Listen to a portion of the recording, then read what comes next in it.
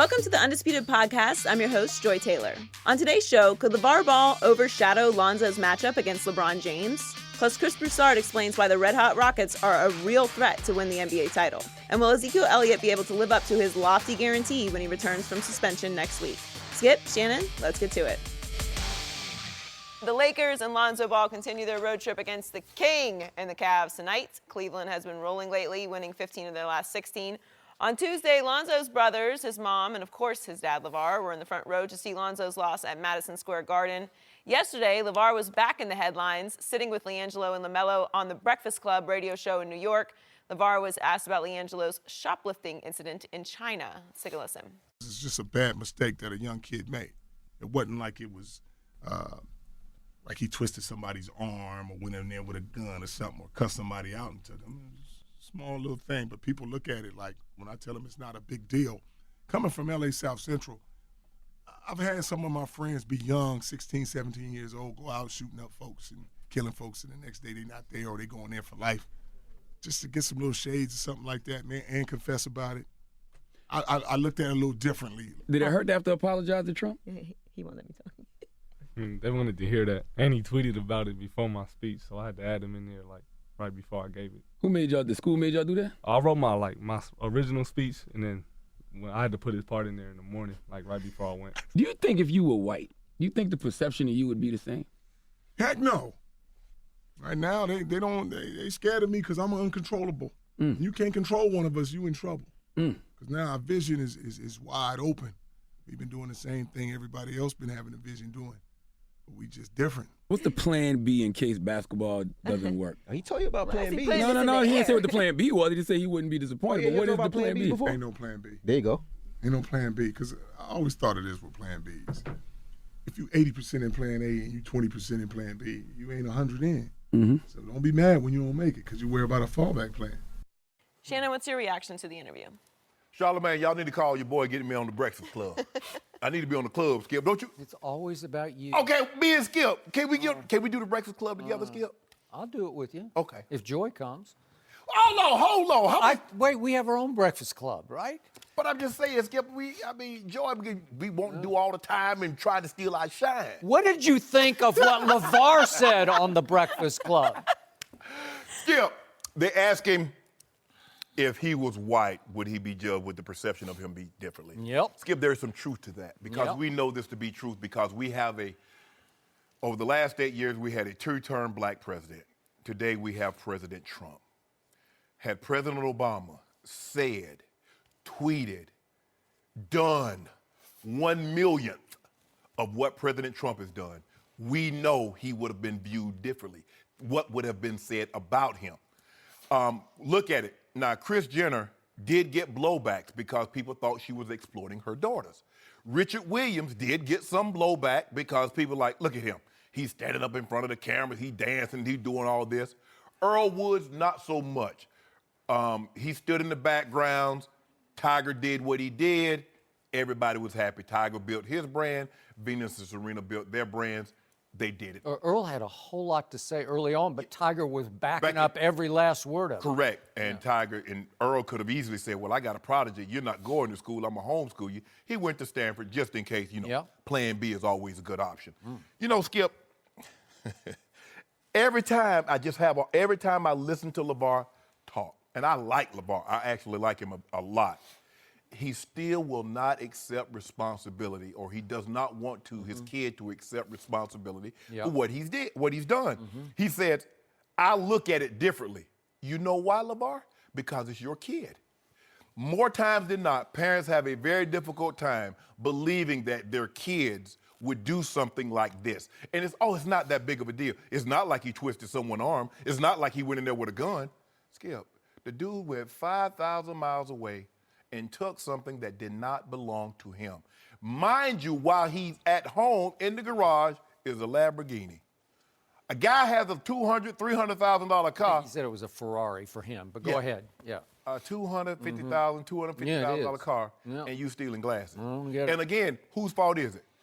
Everybody, even Baron Davis came out here like, why are these kids alone in China anyway? You heard LaVar Ball said, why did Steve Alford let these kids go alone?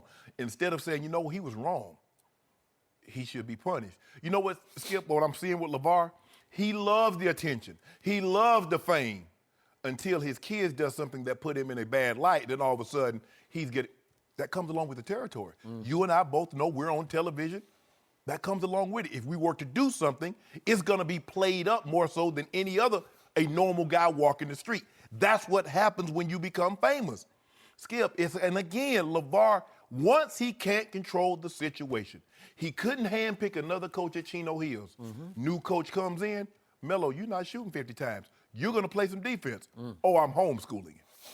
Now he can't control the length of the suspension that UCLA had put on Jello. You coming home. Now, see, plan B was Lithuania. Once plan A, I can't control the length of the suspension. Yeah. You're not going to let Jello play right now? The charges were dropped in China. Okay, that's fine and good, but he needs to pay some penalty here to UCLA. Nope, coming home. Jello, what about the homeschooling, Skip? You see, if this was his plan from the jump, I got no problem with it. It was once he couldn't control the situation, and you heard what he said, they can't control him. You're the same way, LaVar. Once you can't control the situation, you want to be removed from it. And for him to say, no fallback plan, Skip, I had all my eggs in a basket, Skip. I was going to the NFL, or at least I thought I was. But while I was at Savannah State, I was going to get my education. I was like, well, hell, I'm here now. I might as well just go ahead and get this degree while I'm here. I'm here. It worked out. Dude has no fallback plan. Lithuania was not even on their radar. It wasn't until LaVar couldn't get his way in high school, Jello couldn't get his way at UCLA, then all of a sudden Lithuania. It's hard for me to believe that they're going to get any better playing with grown men as opposed to understanding the game fundamentally better in high school and in college. But those are his kids. The blowback that's going to come if this doesn't work, if he's ready to handle that, so be it. Interesting. So, yesterday afternoon, I saw an internet report that this interview had taken place, and so I thought, I'm going to check this out. So, click on it, start watching, and I had planned to watch like 3 minutes of it just to get the gist, the flow, the feel. And 45 minutes later, I sat back and said, I just watched the whole thing. And I should have taken notes. Fortunately, we have a transcript printed out. Thank you very much to our staff for that. But I was going to take notes, and then I lost myself and listened to LaVar, and I forgot to take notes because I was enthralled. I was entertained. I was taken by everything he said. I hung on his every word because I got to tell you, LaVar Ball is really, really good on television. He's not just pretty good. He's great on television. He has become a legitimate TV star where you can't turn it off. I don't know if you started watching. Yeah. I just got lost in it. And it made me wonder if in the big picture, is he a big enough star? Let's just do the negative hypothetical. What if all three sons ultimately fail at the pro level? Could LaVar be a big enough star already to keep on keeping on? Could LaVar become his own brand? I don't know what he'd be. He'd just be like a Kardashian celebrity. You know, we always see the various Paris Hiltons and whoever. You know, they just become famous because they're famous. Could LaVar become famous just by being famous? If that's going to be the case, the base have to like you. Yep. How much of the base like LaVar? Yeah.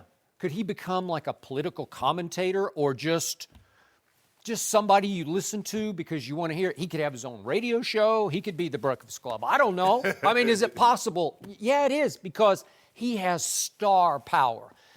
What concerns me is some of it gets to be caricature star power, where he starts to play it's LaVar playing LaVar. Right. And so they would ask some leading questions and he would just go with it because that's what LaVar is supposed to say. So there's some shtick involved in it. You think about it, Skip. We've been talking, you've been talking, and not yet one time have you mentioned the son. Haven't. It's still LaVar, and that's what. Well, it was very interesting because all three on the Breakfast Club kept trying to get the two sons involved. They would softball them, like here. How about this? How about this? LeMelo. And they're looking at LaVar like, Should I say this or should you? Well, first of all, LaMelo, he's 16. Yeah. He was there. His mind was somewhere else. Maybe he was chasing butterflies. Maybe he was in the gym shooting hoops. What was the body language? Slump back in the chair like this, like, I don't want to do this. Yes. You know, I don't want to be here. Yes. But a couple of times, he had little bursts of, that kid's got some fire to him. You know, like he is full of himself. And maybe he's got that spark, that drive, that fire, whatever it is. Sometimes I'm still wondering, does Lonzo have that, like we said, that dog in him, whatever that thing is? I think the young one might have it in him. Yes. But now, is he going to be on the right path to get to the NBA through Lithuania? I don't know. So, back to your point. LaVar is so conflicting in his philosophies and his statements that he went into this long explanation of how hard they were on their sons coming up. We demanded the W's. We didn't let them off easy. And he, once again, took a shot at the Lakers. They don't understand my son. You can't coach him soft. You can't tell him, this is hard. This is the hardest position, the point guard position, to make it in the NBA, to transition into pro basketball. Don't tell him that. Tell him that he must do this, or, you know, it's LaVar being LaVar. But the point is, they're so tough on their sons. And then to your point, you're going to let LiAngelo off the hook? That's no big deal. You wasn't tough enough. Because I tell you what. What? Now, my grandfather and grandmother was tough on their kids, and they were raising us tough. I would have never in a million years took myself in any store and stole anything because I know there was going to be hell to pay with marriage. Hell to pay. And apparently LiAngelo has no hell to pay with LaVar because he's just saying, it's no big deal. He's saying Lonzo made his mistake. I don't know exactly what it was. He's just saying some kid mistake. And I ain't want to jump in. Yeah. I ain't want to jump on it. Right. And LaMelo's already made his kid mistake. And so LiAngelo, he was due. He was due to make his kid mistake. He stole sunglasses in China. What are you doing? It should be up to you to punish him. Exactly. And now he blames UCLA for extended punishment, lack of, like he's just on hold. Right. And yet, what did you do to the kid? Apparently nothing. You just tried to get him off the hook as fast as you could. Exactly. And I don't know whether President Trump had anything to do with it, but then LiAngelo said that the school, that maybe not forced him, but asked him to include a thank you to President Trump in a speech that he had not written in. And at the last second before they went on TV, LiAngelo said, I sort of gave in to the school and did it. Okay. But it shows no remorse, no contrition at all for what you did in China. We got boots. LaVar said we had boots on the ground. Yeah. Why you need boots on the ground if your son keep his hands in his pockets? You don't need boots on the ground. No. You don't have to worry about apology. You don't have to worry about somebody trying to come to your rescue when they've done nothing. If your son would have took his butt to these and walked, Skip, some of these kids will probably never get another opportunity to go to China. So UCLA says, you know what? We're not just going to practice and come back to the hotel. We're going to give you guys an hour. Go as a group. See a little bit of the city. I can assure you Steve Alford didn't tell him, y'all go shoplift, get what you can in your pockets and come on back. Well, he did say you can't go out single, right, by yourselves. You have to be in a group. Yeah. Okay. I don't know. Should he have chaperoned? Should he have held their hands through the stores? I want you guys to go as a group, but don't steal anything. I thought that would have been understood. You would think so. But I forget they only 18. 18-year-olds don't know right from wrong. And where LaVar started losing me, we had him on the show a couple times early on. And then I did a Facebook Live with him after one of the shows. And I asked him about Lonzo's awful performance that night in that NCAA game in Memphis. Remember, the mother had just had a stroke. Correct. And so neither LaVar nor the other two sons could attend the NCAA game in Memphis. Correct. So Lonzo, again, he seems very dependent on his family, so he's alone. And De'Aaron Fox made him feel real alone because he torched him. He cooked him. He cooked him. And so LaVar tells me on the Facebook Live, Lonzo pulled his hamstring. I said, LaVar, I'm carefully watching the game. I saw no hint of a hamstring pull. Help me out. Did you see any limping or cringing or dragging of one leg? He was just slow. He was just slow. It wasn't a hamstring issue. Right. He got torched. So that was the first time that I saw LaVar. That's not being tough on Lonzo. That's not saying take your medicine and learn from it. Right. That's making it outright, like making up excuses. Yes. Really? Okay, so now back to the point you brought up about LaVar versus the quote unquote white establishment. I got to tell you, I'm with him on that. That's why I go back and forth. I'm conflicted, and you made great points about that. I have one little saying up on my refrigerator that's been up there for like 20 years, and it's from a long ago Supreme Court justice, and it says, anybody who is any good is different from anybody else. I still hold some respect for LaVar because he is being shockingly different from anybody before him. Right. He is blazing a new trail. Is he doing it for LaVar or for the sons or for everybody? All in the family, Ball in the family? I'm not sure about that. But I do still respect and admire him because he makes a point. He scares them, whoever they are, right? Because he's shattering the mold. And you know me, man. I love that. I mean, I respect that. Yes. And I think he is winning that part of the game, maybe at his son's expense. Skip, look, we understand because we see quarterbacks do things they looked at differently than, say, a Cam Newton or a receiver doing the exact same actions. But at the end of the day, while we are viewed differently in some lights, you need them to gain appeal. Denzel could not be as big as he is with just black people seeing his movies. Neither could Samuel L. Jackson, Will Smith, all these rappers, the Jay-Z, the Lil Wayne. Yeah, I know. White people. So there's some truth to that. Yep. But there is some that is in LaVar's corner. My problem is it just seems like this is about LaVar. And it just so happens that the kids are they're tag along because it's like LaVar. It's all LaVar. Well, this is what I plan. This is what I see. Okay, what about them? This is your dream. This is what you want to be. What do they want? Yep. Well, do they get a say in the matter? What if they say, you know what, Dad, I don't want to wear baller brand, big baller. I want to wear Adidas. I want to wear Nikes. I want to wear Puma. Do they get a say in the matter? Well, he basically said in the interview, yeah, they can have a say, but if they choose to go on their own path, good luck to them, and don't come crying back to me. What? It's almost like intimidating. Yes. Don't do that. You better not do that. Skip, as a parent. Yeah. As a parent, your kids are gonna, you were a kid, you were a child once, and you didn't listen to everything your parents or grandparents said. But I'm not gonna be in a situation, and I was fairly difficult with my kids. But if something goes wrong, I'm not gonna see, I told you, no, figure it out yourself. I'm like, okay, this is what happened. This is why it happened. Okay, let's regroup. But to say, they can do that. They wear Nike. But if Nike somehow terminates the contract or this goes wrong, what you want me for now? That's not the way you parent. Okay, so those two kids sitting on either side of LaVar, pretty soon, about a month from now, they are bound for Lithuania. And I read a story on Yahoo yesterday from Ben Brust. I don't know if you remember Ben. He helped lead Wisconsin to the Final Four a couple of years back. Okay. Remember that?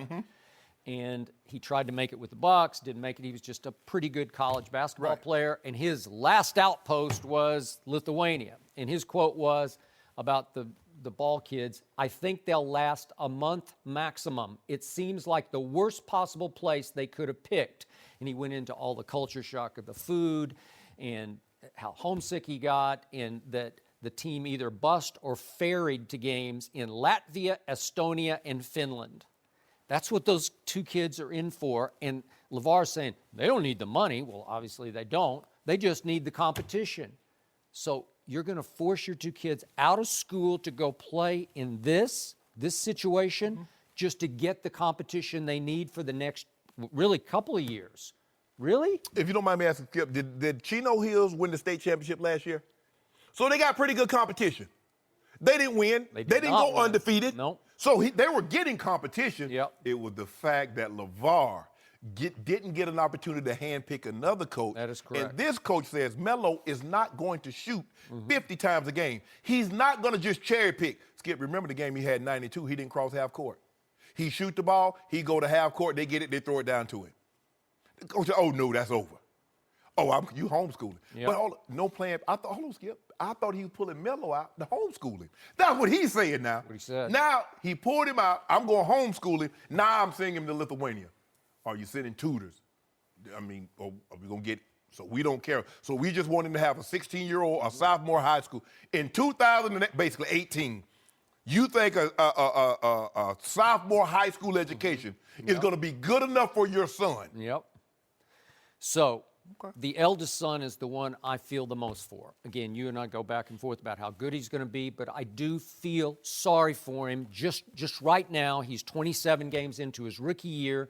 He's going to play on TNT national TV tonight at the King's Palace, at LeBron James versus a LeBron who obviously has some respect for Lonzo, but also wants to make sure he teaches Lonzo an early lesson on national TV. Right. I'm going to guess that LaVar manages to wind up in Cleveland tonight and gets on TV. Maybe the two younger sons will be with him. I just think he'll figure it out how to be there. Of course. Doesn't seem to have anything else going on right now. And the pressure on that kid, you always talk about expectations, are just through the roof of that arena in Cleveland, Ohio for this 19-year-old. Right. Really? Wow. 20-year-old. Would you have? I would not have had any more expectations of Lonzo Ball had his dad not opened his mouth. Yeah. There have been a lot of second-round picks to come. That is correct. And we just let him play. But he lit this fire. I think what makes everyone uncomfortable about this situation with LaVar is that we all want him to show us that he's been tough on LiAngelo because he's taken him out, and it feels like he keeps making excuses for it. But there's something brewing with LaVar. What he's saying when he says he's not controllable, he's defiant, and he scares people, I think we're all looking at it too surfacely. There's something underlying with LaVar. He's onto something because no matter what, like you said, you turned it on, and 45 minutes later you're watching it. He's a star. He just is, and he's on to something. He really is. I think we need to pay a little closer attention. Yeah, he owns something. He in his feelings right now. It's all about LaVar. We'll see. No mercy. Don't look now, but the Rockets have won 11 straight and have the best record in the NBA. Houston beat the Hornets last night, led by Chris Paul's season-high 31 points and 11 assists. James Harden added 21 points. Houston is now 22-4 and undefeated with Chris Paul in the lineup this season. We're joined now by FS1 NBA analyst Chris Broussard. Welcome, Chris. Good morning. Good morning. So, Chris, how big of a threat is Houston to Golden State? I am so impressed with the Rockets. They are the biggest threat, not only in the West, but in the NBA to the Warriors. Now, we'll see what Cleveland does when they get Isaiah Thomas. But for now, no question. And I'm not writing off your Spurs. I've learned to respect Popovich and all the Spurs can do. So I'm not totally writing them off. But there's no doubt in my mind that Houston is the number one threat. Here's why. We think of Mike D'Antoni, we're going to think they don't play defense. Right. You haven't been watching if you think they don't play defense. They're tied for 5th in the league in defensive efficiency with Chris Paul, P.J. Tucker, Luke Mute, Clint Capella protects the rim. They've got Trevor Ariza. They can defend now. They got some good defenders. But for all that said, you're only going to slow down Durant, Steph Curry, and Klay Thompson, but so much, if you can slow them down at all. So it's going to come down to you being able to score with them. And that's why I think the Spurs fall short, Skip. I don't think they can score with Golden State. Both Golden State and Houston this year are in the top 5 offensive rated teams of all time. So they can shoot the three almost as well as Golden State. I think they actually do have the best backcourt in the league, not starting backcourt, but when you throw in Eric Gordon off the bench giving you 18 points a game, I give them the best backcourt. Chris Paul gives them a mid-range game, so they have some, they're not as predictable, shoot the three or get in the paint. So I think he'll be huge for them in the playoffs. Here's I had 2 concerns about them. One is Mike D'Antoni. As great a coach as he is when he's in the right situation. Regular season. And what hurts him in the playoffs or has hurt him is his lack of attention to detail.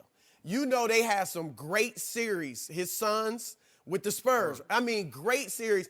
And it always seemed to be at the key moment, a missed rotation, a lack of execution, an ill-advised turnover. Your players getting off the bench. Yeah, exactly. Yeah, Robert Ory, that cheap shot. But the Spurs tell their guys, do not get off the bench. Yeah. D'Antoni just didn't say it. So those little things, that matters in the playoffs when the teams are close. Yes. And so I think that, And then I got to say this. As great as they are, James Harden and Chris Paul, we have seen both of them falter in the clutch. Now, Chris has had good clutch moments, but he's had some horrible ones. 2014, Game 5 OKC, 2 turnovers in the last 17 seconds. Utah last year, he averaged 27 points in the first 6 games last year against Utah. Game 7, what he had 13. I mean, James Harden. I mean, Game 6 last year. We don't talk about that. We don't. I mean, how you get 10 points? Didn't even look like he wanted to shoot the ball. So maybe both of them together, they'll bolster each other, whether it's confidence, whatever. But those are some concerns, but I'm still going to say they're the top threat. I agree. And the thing that makes them tough, what happens is that for most teams, when your starting point guard goes out, who can initiate offense? Well, Chris Paul or James Harden will always be on the floor. One of those guys will always be on the floor. So they will never be in a situation have to worrying about who's going to initiate the offense.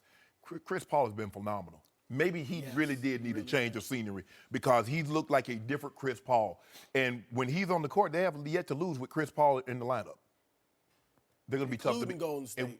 And the thing is, Skip, is that now they can throw Ariza, they can throw Tucker, they can throw Mbah Moute, they can throw multiple bodies at Kevin Durant, not just Ariza. So I love what they do offensively, second-ranked efficiency, 6th in defense, 3-point shooting. We know they're going to get about 40 up a game. All they're hoping to do is hit 15 or 16 of them, and they're going to be good. They're good at the free throw line, Skip. They get 82% of the defensive rebounds. You don't think, because really you only think about Capella, but James Harden, and then you got the 2 and the 3 assist people in the NBA on the same team. I don't know if that's ever been done, and we might not ever see it again. They're the biggest threat. The question, hey, the Warriors might be the biggest threat to the Rockets while you bumping them, Skip Bayless, but we're not even talking about the Spurs because they not going to do nothing. And you gonna like it. You writing the Spurs off. That's it's so dangerous, but I love it. That is because you're gonna have to eat those words too. So did I just hear you pick the Rockets to win the West? Like you've leaped over onto that bandwagon? Because I think you just did. I think that's just what you said. I said maybe the said Warriors are the biggest threat so wouldn't that to the indicate Rockets? that it's close. the Rockets are now the front Give runner? him a few weeks. Okay. But you know, got a guy in the Eastern Conference. Oh yeah. I'm sure they're all cowards. But you probably hope, if you're a Cavs fan, you hope it's Houston? The way Bron played right now. Better shot against Houston. Bring Larry Bird and Michael Jordan back the way Bron played and put him on the Warriors. Yeah, right. So I want to Calm down. I want to congratulate my friend Chris Broussard because he went all around the bush and he came around to the bottom line to this discussion, which is the truth is, as much as I love to watch both of these players in the regular season, James Harden and Chris Paul, despite the fact that James Harden is putting up numbers right now that have never been put up before, 3-point step back numbers, it's just mind-blowing what he is doing so far. We're not yet to even Christmas. But despite all that, neither of these players have ever shown championship mettle in the clutch in the playoffs. Neither one of them. I'm sorry, and I'm not trying to disrespect they're great players. They are great players. But James Harden, as a starter, because he wasn't a starter in Oklahoma City, but in Houston, his playoff record is 20-25. In CP3, and I used to call him CP0 because 0 rings, but again, I love what he's done so far, and I get your stats, and I watched last night. He wasn't good. He was great last night. He is 33-43 in the postseason. And both players have had huge flameouts, and it started with James all the way back with the Baby Thunder when they went to Miami for games 3 and 4. Remember, he was APB out on James Harden in games 3 and 4. And again, they were just kids playing against a grown man in LeBron, and LeBron broke through, God bless, and he won his first title against Kevin Durant. And where was James Harden? And then Russell Westbrook had one disastrous first half in game 3 in Miami. But the point is, again and again, James Harden has had these flameouts where you say, what was that? When they lost in the conference finals in 5 games, remember the closeout game, he just disappeared in the closeout. It went 2 for 11. And then 12. You don't want to hear about game 6 last year, but that was horrendous. That's at home. He was all-time bad. That was at home, and you shoot 2 for 11, and you lose 114-75 on your home floor when you could force a game 7 back in San Antonio. Right. And then Chris Paul, he had one moment in the sun against my Spurs. When, remember, on the final regular season night of the season, the Spurs go to New Orleans and blow a game that dropped them from the 2 seed to the 6 seed, and they wound up having to play Game 7 of Round 1 at Staples. And Chris Paul was sensational because he looked like he'd pulled his hamstring, and he came back in and made the shot of shots over Tim Duncan to win it. And what did they proceed to do? Chris couldn't play the first 2 games because of his pulled hamstring against James Harden's Rockets. They still won. They go up 3 games to 1, and they blow it. With Chris Paul, you can't blow that. And then James Harden sort of benefits from that. But both of them, to your point, maybe if you combine your strengths, you can cancel each other's weakness in the end, in the postseason, because I'm not sure they're made of that stuff. Whatever that stuff is that you have to go win a championship or carry a team to a championship, I just discount all these numbers. As sensational as they are, I don't believe them yet. Well, last year with Harden, it's one thing if you're just missing shots. That can happen to anybody. Right.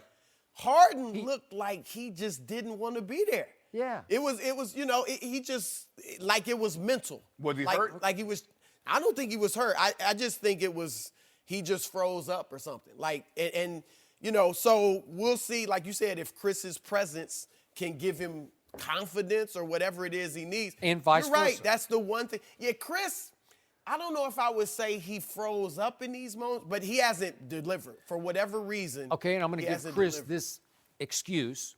He's 6 feet tall. And sometimes in big playoff moments, you're a victim of your stature. You're just not big enough to go create a shot. Yeah. Although Doc used to just scream at Chris, just shoot it. Because sometimes when he goes selfish, when he needs to do that more. And early on, when he was in New Orleans, trust me on this, because I was close to these Spurs teams, when they had to deal with Chris Paul, he was a force of nature in New Orleans, where they were afraid of him because he didn't have dog, he had bulldog in him.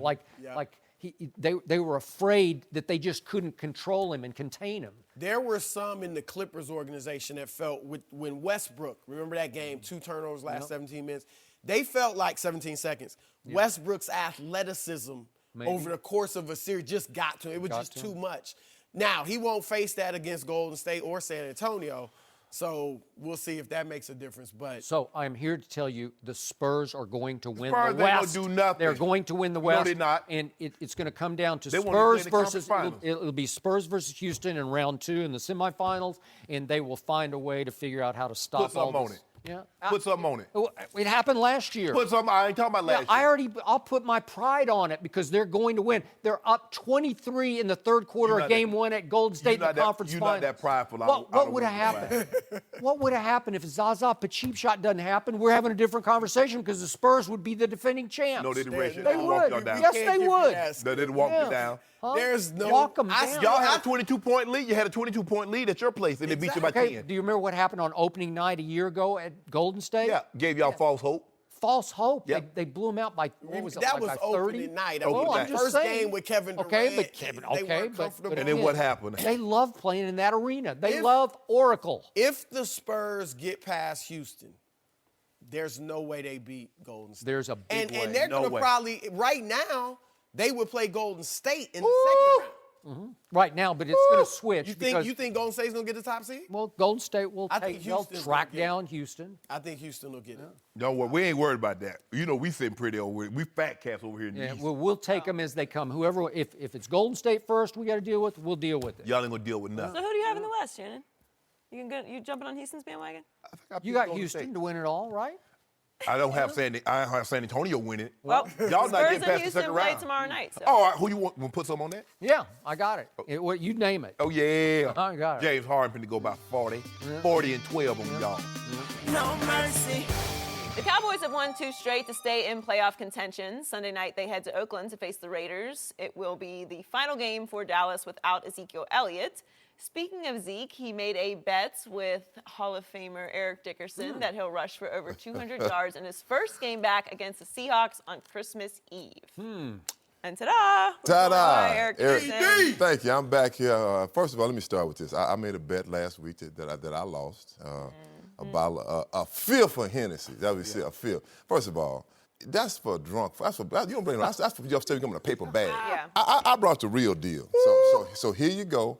That's just very your gift. special. Yes, a real ball, not one you carry in a paper bag. So that's my bet. This thing cold too. Gonna go in my Hennessy refrigerator that they're delivering later today. So that you got. I sure appreciate this. No, I'm a man of my word.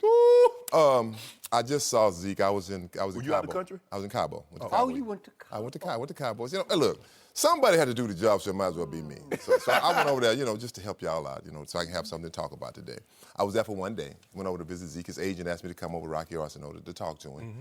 And I can say Zeke is in a very good place. I mean, you being a Cowboy fan, you have to be very happy to hear a good place. I always thought he was a good young man, really. When I first met him, all of us when you're young, you got that kind of the edge chip on your shoulder. But right now, talking to him, and I told him, first thing I told him, I said, what do you want to do? He said, I want to come back and play football. I want to do what I do best, and that's play football. And he's excited about coming back. He looks very, very good. He don't look chubby, Skip, so he's been working out. I worked out with him a little bit, and I got something for you, too. But, I think he's ready. But we made a bet. So I said, so when you come back, what do you expect of yourself? He said, I'm going to have 200 yards the first game back. I'm like, come on now, Zeke, no, not 200. He said, yeah. I said, I tell you what, I bet you don't have 200. He said, okay. I said, I bet you my jersey against the game jersey you're going to wear in that game. He said, that's a bet. I'm like, all right. I said, look, I didn't give you a break. I said 175. He said, no, I want the 200. So there we go. These are the Seattle Seahawks. That's what I said, the Seattle Seahawks, 200. And the most they've given up in the Pete Carroll era is 182 in the MVP season to Adrian Peterson. And he was getting about 180 against everybody. Right, so. Against everybody. So that lets you know what he's going to be up against. I'm happy. Hopefully he is in a great place. But it's hard for me to believe that a guy can just walk in. Because basically he's walking off the street. It's like opening day. How many guys have gone for 200 yards opening day in an NFL season? After missing 6 weeks, that's what he's done. He hasn't played football. You can train, run on the beach, and lift all them weights and squat, pull sleds all you want to. But ain't none of them football players. Ain't nothing like playing football like playing football.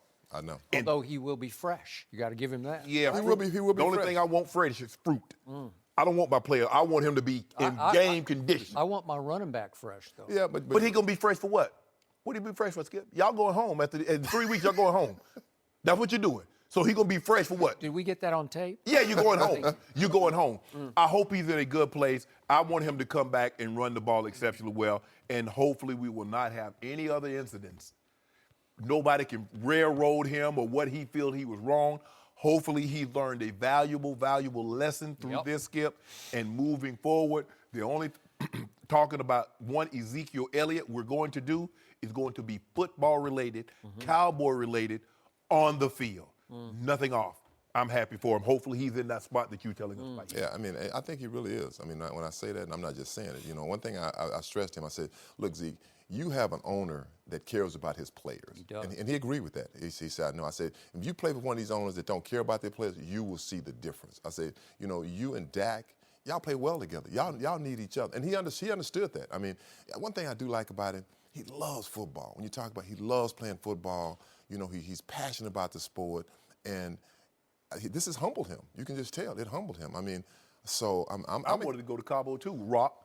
Hey, Rock, don't call my phone. Don't text me. Don't write. When you do go to, you like massages and all that kind of stuff, the Diamante Resort, go there. I mean, it's beautiful. It's beautiful. I'm going. I got to say.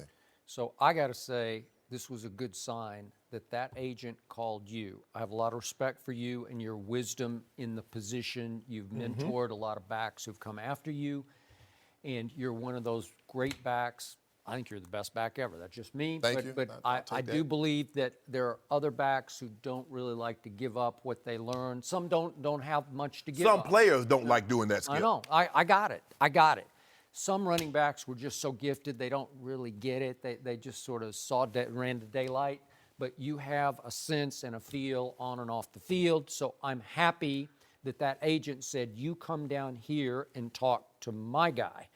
And it sounds like that guy was receptive because, I don't know, is he playing a part? Is he saying and doing the right things? I don't think he had to do what you did with him. Like, I think he was open. It sounds like he was open to what you talked about, right? Very, very open. I mean, when you talk to someone and they're talking to you with that, like.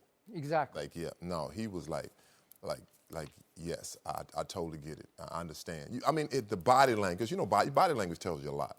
And his body language was like, I know I messed up, but that wasn't me. That was not me. She still stands by, I didn't do that, but I'm taking it and I'm moving on from it. And that's important. Like I told him, I said, look, Zeke, if they came back and they said, here you are, we got a video, you're 100%, you said you didn't do it. I say, still in the public opinion, people gonna say, oh, Jerry paid him off. I say, you're guilty no matter what. I say, so come back, put this behind you. You're still gonna make mistakes. Now, you're 22 years old, just not these kind of mistakes, not this kind of stuff.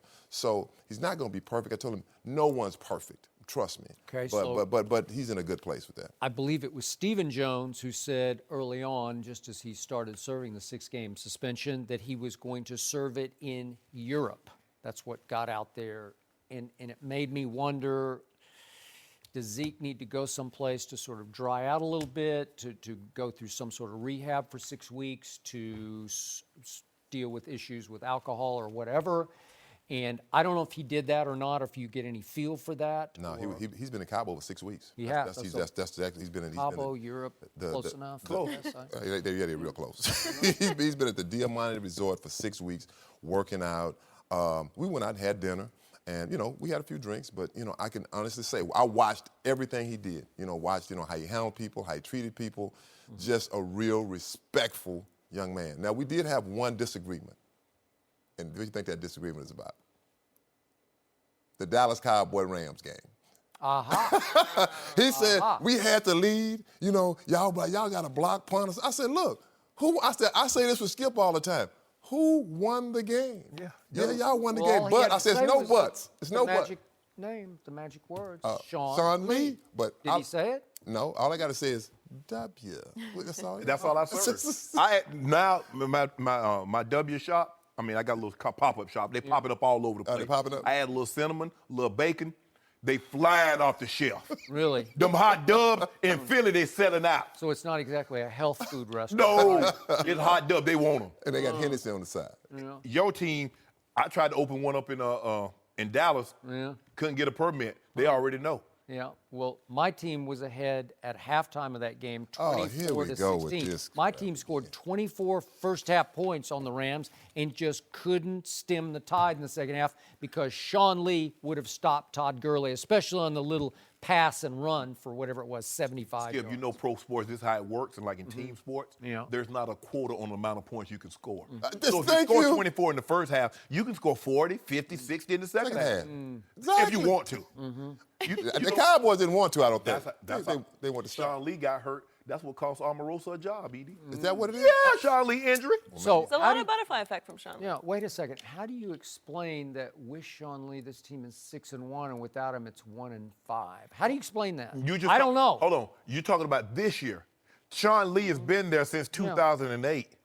They've had Sean Lee a lot of those times. Yeah, And they he's haven't- in his prime now. And hold on. First of all, what is the book on Sean Lee? What does his history tell you since he's been with the Cowboys? He gets He hurt. gets injured, doesn't he? Injury prone? What's the saying? You can't make the club in the tub. Skip. So last year, he stayed healthy all the way through, didn't play the last game at Philadelphia, but he went 13-3 last year when he was healthy. If you don't mind me asking, did he play in that playoff game? Yes. And they gave up 34 points in the playoff game? Yeah, and so he hadn't played for 3 weeks. gotta You realize that because they got 2 weeks off and he didn't They play. didn't at get no 2 Philadelphia. weeks off. Yeah, they did. They had a bye. Well, I got to give it to you, Skip. You got to. I see your old Houdini effect. You got Not- poof. I pulled one out the hat. You didn't see No, that? You didn't see that? truth. See, my restaurant sells truth. No, I don't want the truth. I want the dubs. Would you like? I'm thinking about opening up in Cali, dubs with avocado. Because I hear avocados is a nice spread out here. They say avocado toast, avocado and everything. So I'm thinking about opening up no pop-up dub shops. I'm thinking about asking our man Eric Dickerson, what if somehow, some way, billion to one shot, the Okay. Dallas Cowboys win their last 3 games, or last 5 games as it would be, but there are 3 left, and they beat Oakland, they beat Seattle, and they go win at Philadelphia, and they somehow squeak into some final playoff Playoff game. spot. How dangerous would that team be with Ezekiel Elliott fresh and ready and happy and healthy in the playoffs? Well, I'll say this much here. If it's a fifth, we'd all be drunk. Let's put it like that. But if they get in, they could be a very dangerous football team. I think this team, with your guy Sean Lee, if he's healthy, with Zeke back, with Dak, the offensive line playing well, they could be a very dangerous football team. But are they gonna make the playoffs? No. I don't know. Vegas say he gave him 4% chance. I say I think probably it's football power index. Well, I give him less than that. not. Yeah, but I mean, it's a team I don't think anybody want to play except maybe my Rams. We can handle them. Philly want him. We can handle Philly definitely want him. I want the Rams again in the playoffs. I want Aaron Rodgers again in the playoffs. I would love this. I got a 4% shot, and that man is already starting to sweat bullets over there. Yes, No, he I'm is. saying pretty. He's saying, please. Because Fletcher Cox is healthy, Brandon Graham is healthy, Jernigan's healthy, Barnett's healthy, Chris Long. Carson Wentz is watching from the side. That's all right. Fold them both. Yeah. Oh my God, it's so aggressive. It's such an aggressive Wait, nickname for Nick Wait, Foles. you mean Foles Gold? No, see, okay. Okay, now see, you laughing, you kiki it now. Big bet on the line with Eric Dickerson and Ezekiel Elliott. You had 4 games with over 200 yards. Who, me? Did you really? I didn't even know. I didn't know. I can't keep up with And all he had of them. one for 199. And my biggest game. You know your career high? You know who it was against? 248. In the playoffs. Yep. Oh, guess Dallas the Cowboys. Dallas I Cowboys. was me there. boys. I mean, yeah, Man, boy. wild. Oh, I was killing them that day, Joy. Oh, killing them. Cooking them? You got Killing 'em. you got a big joy to play the Cowboys too. Are you kidding me? Oh, last time I played them, I cooked them. Oh, man. Cooked 'em. I got Woody. Is anybody going to make a tackle out I there? got Darren Woodson. Yeah, I said the same thing. I'm They like, needed ooh. Sean Lee. They needed Sean Lee back Realize there. what Sean Lee would have done to you? No mercy. The 11-2 Steelers host the 10-3 Patriots in a huge AFC matchup on Sunday. The Steelers have the league's 4th-ranked offense, while the Patriots have the NFL's 29th-ranked defense. But New England has won 4 straight against Pittsburgh, including last year's AFC Championship. In that game, Le'Veon Bell only had 6 carries for 20 yards after suffering a groin injury in the first quarter. Here's Bell on the rematch with the Patriots. This is the game everybody's been waiting to see. It's the number 1 and 2 teams in the AFC going at it head to head. This is obviously a game that a lot of people, even before the season started and the record was out, people probably circled on their calendars. So I'm definitely going to embrace the game. Going against the Patriots, it's a team that's always in the hunt of a Super Bowl. I just felt like I missed the opportunity to get to a Super Bowl. When this year came around, we seen the schedules and everything. I knew I had another opportunity. Lord, if I was being healthy and playing the Patriots again. So it's good opportunities here. We'll go out there and do what I can. Shannon, how important is this game for Le'Veon? It's very important, and yeah, Le'Veon, we wanted to see this game if you guys don't lay an egg like you did in the AFC Championship game. Remember that? We wanted to see that game. Pittsburgh Steelers, Ben Roethlisberger, Le'Veon, Antonio Brown. Woo, Steelers, they're back at it against Tom Brady and Bill Belichick, and then y'all do that. So, yeah, we want to watch the game if you don't do what you did the last time you played them. Le'Veon is going to be key because in order for you to beat the Patriots, I believe you need to possess the football because no matter how great your defense is, Tom Brady is least effective when he's on the sideline. And if you look at the game the Patriots have lost, they lost to KC first game of the season, 185 rush yards. Kareem Hunt ran bonkers. They lost to the Panthers. They rushed for 140 yards. Jonathan Stewart had a big day also running the ball. And Monday night, Kenyon Drake, we saw what he did. So you need to possess the ball to keep Tom Brady on the sideline. Le'Veon needs to have a big day, Skip, because the thing is, if you can't stop the run, I don't believe you can beat the Steelers. And when Le'Veon Bell gets 23 carries or more, the Steelers are 20-0. So that should just be, hey, I'm just going to have to make sure he gets 23 carries because the numbers say when he gets that many carries, we're unbeaten. That's true. So give it to him. He needs to play better because I believe Coach Belichick is going to try to stop him. Now, Coach Belichick doesn't normally let your star players beat him. He knew nothing about Kareem Hunt. Play Kareem Hunt again, he'll know about him. He won't have that same type of a day. He knows what Le'Veon Bell is capable of. He knows what Antonio Brown. So this might be the day Juju and Martavis Bryant and Jesse James, that outlaw tight end they got, Joy, might be time for them to show up because I believe Coach Belichick will instruct his defense. We're not going to let those two guys beat us. Somebody, Martavis Bryant, you go for 150, or Juju, you get 135 and a couple of touchdowns. We can live with that. But Le'Veon Bell and Antonio Brown will not beat this team. Le'Veon, you say you want another chance. It's going to go a long way because you say you worth $12, $13 million at running back. You going to put that thing on New England. I think Mr. Rooney is going to want to go and give you that paper. So, Mr. Sharp. Yes. You have repeatedly on Undisputed called Le'Veon Bell the best running back in pro football. Absolutely. Have you not? Yes. Better than one Ezekiel Elliott. Yes. Who, by the way, is coming back in another week. We're going to talk to Eric Dickerson about the last couple of days he spent with Zeke. That's coming up on the show in just a little bit. ED was out of the country? I don't know, because that's what I mean, well, damn. Hold on, Joe. Everybody get to go on vacation, but I don't know. Taking trips. Well, they said Zeke went to Europe. I don't know. But back to Le'Veon. So, if I accept your premise, which I don't, but for the sake of argument. For the sake of argument, okay. If I accept your premise, this is the best running back in pro football. Yes. He should own this game the way Tom Brady has owned game after game after game after game after game against the Pittsburgh Steelers, right? Because Le'Veon has a lot to prove. So he's been through 3 playoffs as a Pittsburgh Steeler. And I use that word been through with quotes around it because the first 2 times he got hurt. And then the last year, he had 2 huge games against the warm weather Dolphins who came to Pittsburgh in the cold. Remember that? Yep. That was pretty pathetic. But he had 167 on 29 carries. Then they went up to Kansas City, another team they own, quote unquote. And he went for 170 on 30 carries. Those are big time pro football playoff games, yes. right? And that was a franchise. Those are both Steelers franchise records for playoff games. And then supposedly late in the Kansas City game, supposedly he pulled his groin or tweaked his groin or something happened. I don't know. You said supposedly I don't know because he did come out and try to play against New England, but then supposedly he retweaked it or whatever on his first or second carry of the game, and he winds up with a total of 6 carries for 20 yards, as Joy pointed out.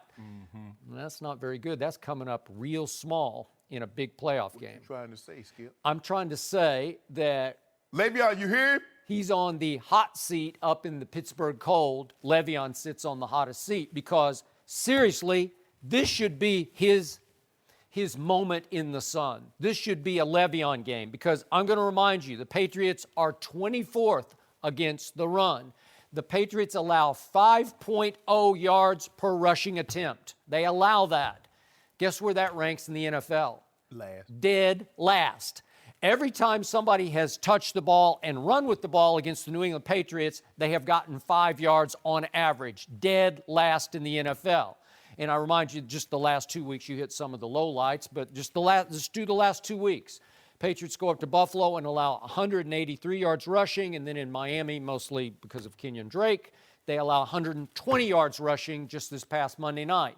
Now they have the toughest turnaround other than a Thursday night turnaround, but again, you got to travel back to Foxborough and try to pick yourself up off the mat to travel on Saturday to Pittsburgh for the quote-unquote, I'll take those quotes off, because it's the game of the year, certainly in the AFC, and you can argue in the NFL. This is it. I like filling the Rams last week because I wanted to see what old walking to him was going to do. Because he didn't get a chance to come home. He said, I got this, coach, on one leg. You saw what he did on one leg? Did you really think they were going to beat New England in the Super Bowl, though? Who? The Eagles. Oh, with walking to him, absolutely. Oh, so you picked New England. So? To get to the Super Bowl. I didn't know walking to him was going to look like this. Oh, okay. All right, so you've switched. So the point is, I'm asking you, are you off the Le'Veon bandwagon or on it? Because if you're on it, if he is the best running back in pro football, this is it.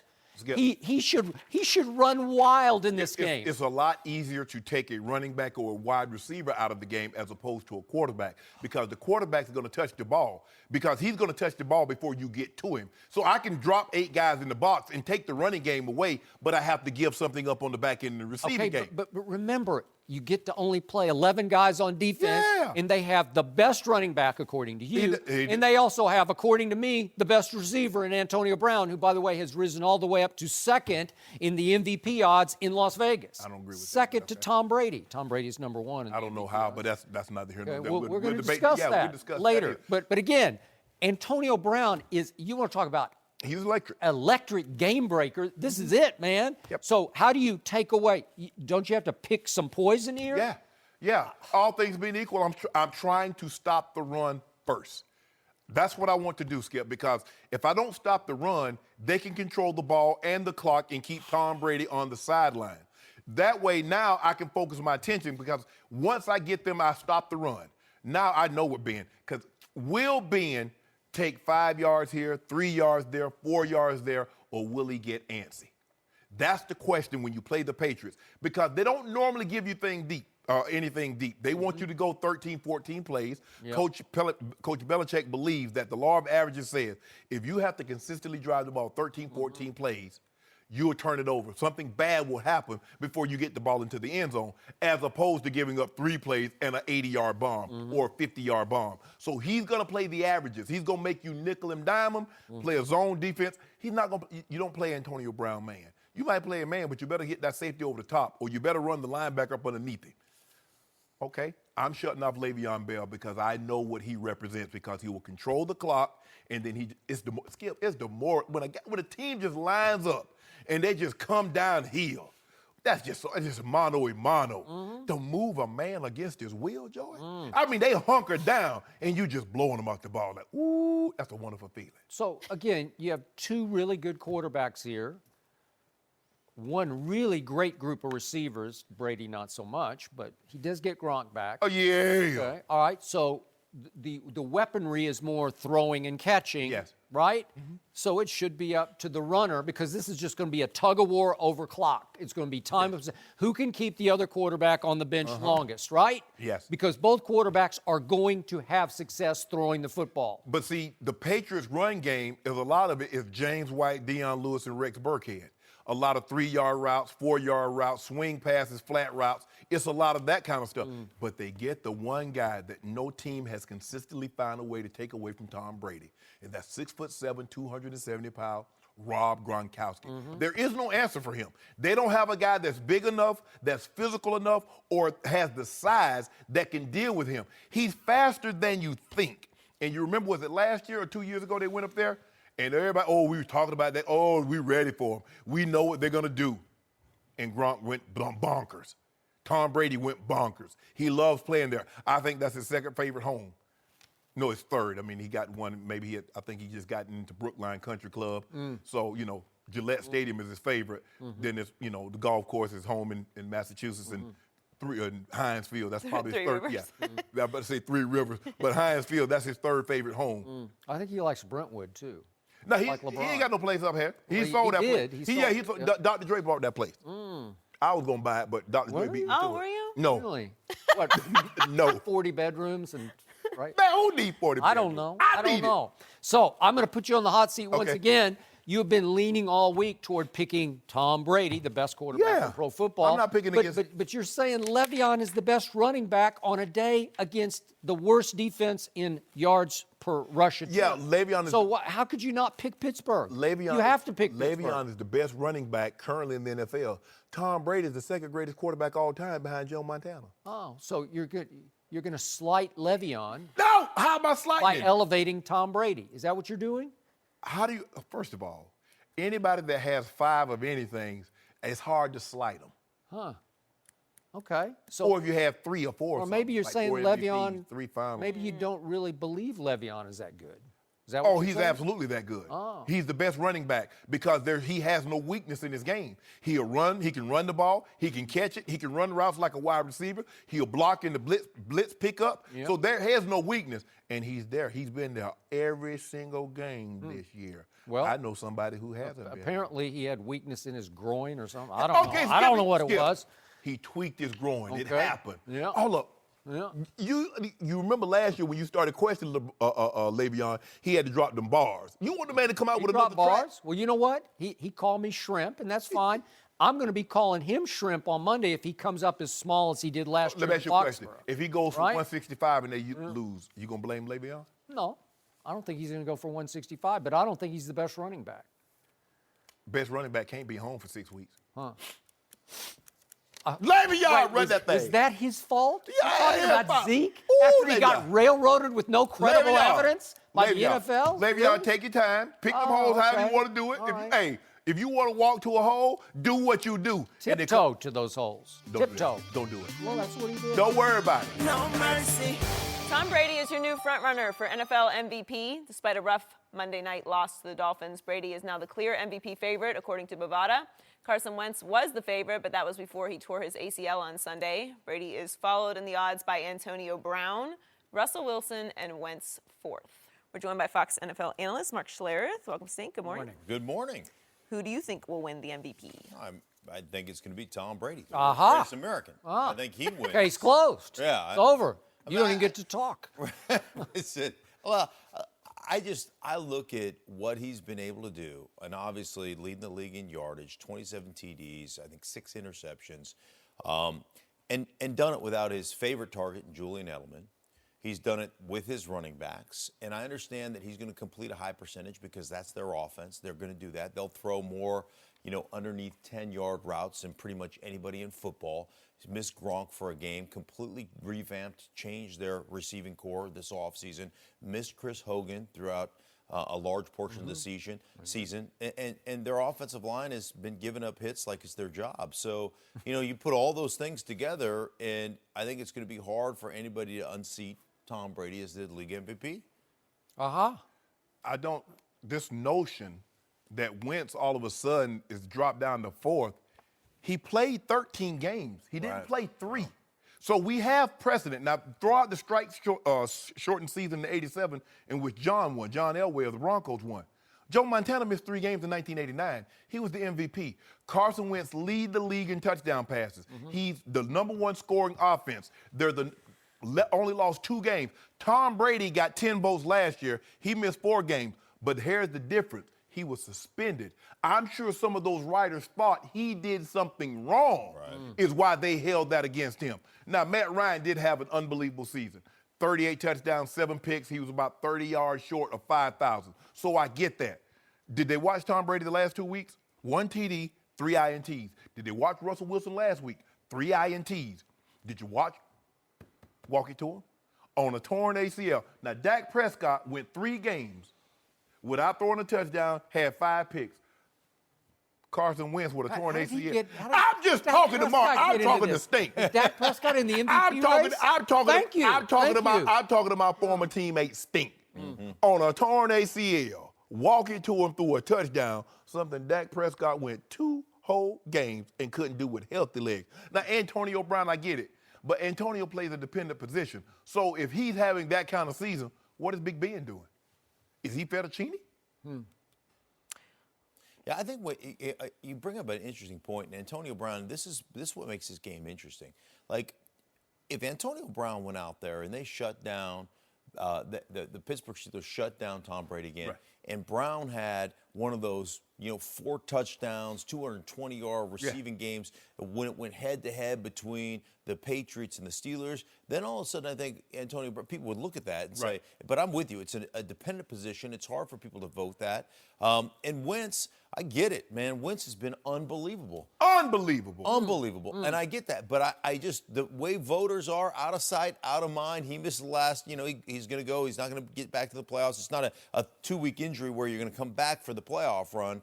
It is, he's done. Russell Wilson has missed 6 games. Has lost 6 games. So, week after week after week after week, I had to sit over here on this side of the desk and listen to this man keying over there about, see what Vegas says? Carson Wentz is the front runner for MVP. He's the favorite for MVP. So now you're down on Vegas? So now you're saying the odds don't make any sense? Doesn't. Oh, they're not credible anymore because Carson Wentz plummeted all the way to 4th. What did he do to plummet? 4 touchdowns and 1 INT, and he plummets to 4th. Wow. You have a lame nickname for Carson Wentz. I can't even say it. And now you have a lame argument for MVP because the truth is the NFL season is just now getting started. We have 3 great weeks left with lots of head-to-head matchups. Can you tell me the only team that has already clinched the division title, if you don't mind me asking? Do you have a cold? Yes.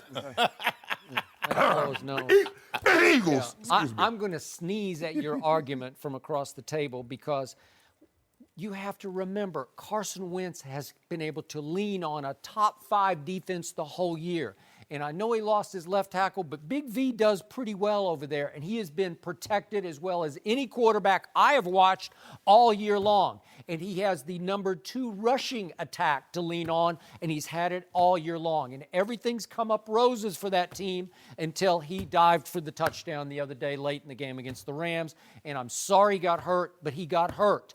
And now all these other candidates have opportunities to seize the moment and the momentum in the MVP race. Tom Brady he's coming off a bad game. He started the year with a bad game, finished up to this date with a bad game. But in between, he's been miraculous. You detailed with no Edelman and no Hogan for a while, and the offensive line. You have said again and again, he's taken too many hits, right? He's taken years off his career. Why do we give Tom Brady credit for Coach Belichick letting LeGarrette Blount go, letting his running backs go? Why do he get credit for that? Because he should. Well, I mean, but that's just a fact. But hold on. Wentz has LeGarrette.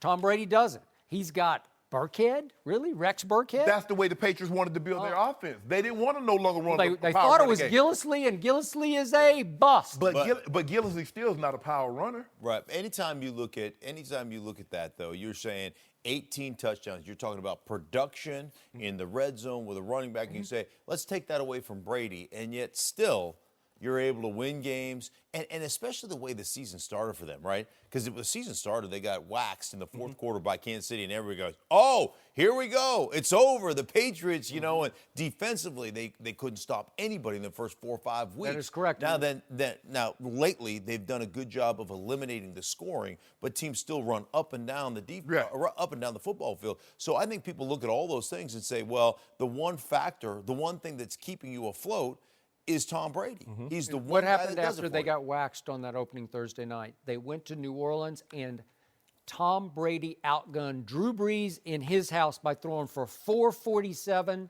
and 3 touchdowns and no interceptions. And then what happened when he came back home after outgunning Drew Brees? What happened in his house again?